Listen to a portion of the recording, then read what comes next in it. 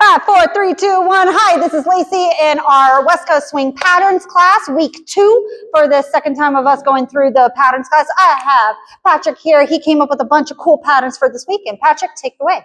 So today we decided to get a little different and move outside of just using the slot, but also using our triple steps to create space left and right. So the very first thing that we went over was doing triples off to the right and then to the left and then coming back together. So we started off by going 1, 2. After the 2, we opened up a little bit to our outside to the right because that's the way we want to lead our follows. And then we are going to go 3 and 4, noticing that our hands are still connected, but I'm not leading her with my arms. I'm leading her with my body. And then you're going to turn in, again, using your ribs to turn in for 5 and 6. At this point in time, we gave you the creative option of how do we get out of this? Do we do a free spin? Do we do an over the top? Do we just step out of it? There's lots of different ways to get in and out of this. Sorry, I almost fell over. So from the top again, we're going to go 1, 2, 3 and 4, 5 and 6, 7, 8, 9 and 10.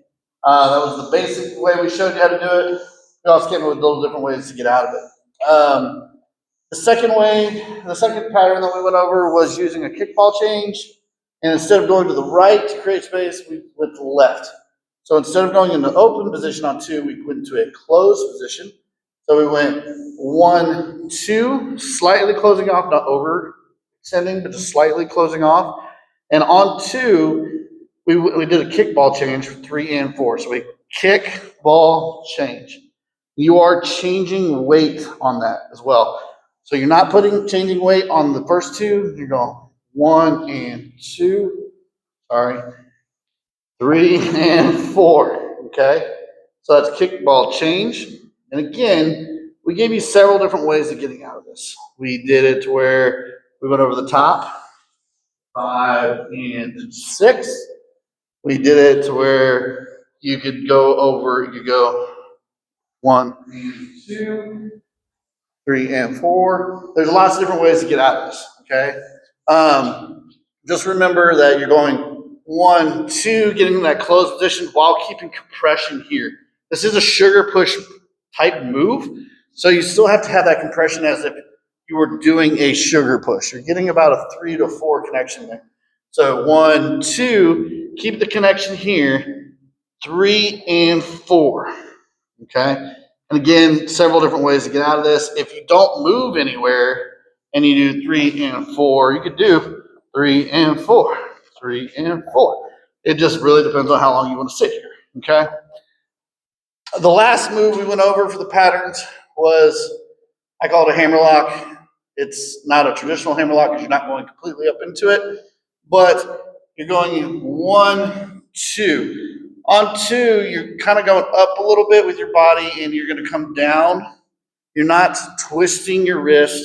You're not forcing your partner's hand down. You're going up and down and just kind of a little rotation with your hand. We're over exaggerating it right here. In movement, it's very little subtle. 1, 2, 3 and 4. On 4, we're in a very open position where we go back to back almost.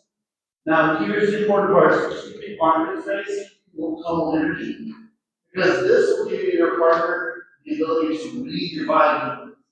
If I do shucks out of this, she's going to feel my body. I mean, I kind of look goofy doing it this way, but you're going to feel the body move the hand a little bit. It's not going to be as big as that. We're going to do this in real time. It's just going to be enough that they can feel that little bounce. You can also ride out of this, and again, do not pull with the arm. Use your ribs and your body to torque around. This will give your partner the feeling of that smooth motion. They should be able to pick up on that read. You can also step out of this, and that's cool too, okay? Lots of different ways to get out of this. we're chucking, and then we decided to go through again. Keep chucking. Chuck, chuck, chuck, chuck, chuck, chuck. Choo choo. So, that was it. That's all we got for today. So a little bit of technique, especially on that one. So if he went into this position, 1, open 2, it's kind of like a inside turn, except it's with a arm going down. If he were to stay in place, you'll notice that their space got eaten up, right? And that caused me to go into a hammerlock, which is a completely different move, right? However, if he moves out of this space to create just a little bit of distance, a half step forward from his position, 1, open 2, and then as he goes into it, he takes a small step forward. I have a more straighter arm, and he has a more straighter arm. That was terrible grammar, but you know what I mean, right? And then because we have armpit space and tonal energy, I can feel when he is chugging, not necessarily because of the bouncing action, but because of the tonal energy. With the second move that we did where we went into a kickball change toward the side, he is setting up compression just a tiny bit earlier through this torso rotation right here. This is creating a maybe 3 out of 10 compression, whereas a normal sugar push, we get 1 and a 2. It's maybe like a 1 out of 10 compression, and then we go into our actual absorb redirect. Same thing here on 1, open 2, or closed 2, closed angle 2. We have an earlier compression. My job as a follow is to continue in the direction I was told, which was that way, but now we've got this earlier compression. So I'm still thinking compressing through 3 and, but he is now adding a rhythmic 3 and 4 action. Now, when you think about this sugar push, you're thinking absorb, redirect. Same thing with the rotation into a new slot. We're thinking absorb, redirect. Lead, you have to redirect if you're actually going to do a walk. Same thing with the other move where we went down the line, the cha-cha paseo, I think. 1, 2, 3, and 4, right? So he's going to create a little bit of extra compression on 1, 2 right here. He's opening up his chest, having more of an open angle. There's compression, maybe like a 2 out of 10 right here. And then he's going to rotate his chest so that I have rotation before my 3 and, because otherwise my choice is going to be on 3, I have to walk forward. If he does not rotate his chest, I can't rotate my whole body. So there's where that action comes into play. And then when we get through that cha-cha step, he needs to bring his whole rib cage around, not just his arm staying in place like this. That again closes off that armpit space. He needs to think about it as a Barbie and Ken doll, bringing it all the way around. That way, whenever I do go into this triple step, or he went into a ronde, either option works. I felt it through the upper body, and we can make choices with our lower body. I believe that was absolutely everything. Yep, and on those, we're saying compression, right? On this one, especially when you go 1, 2, we're not compressed like this.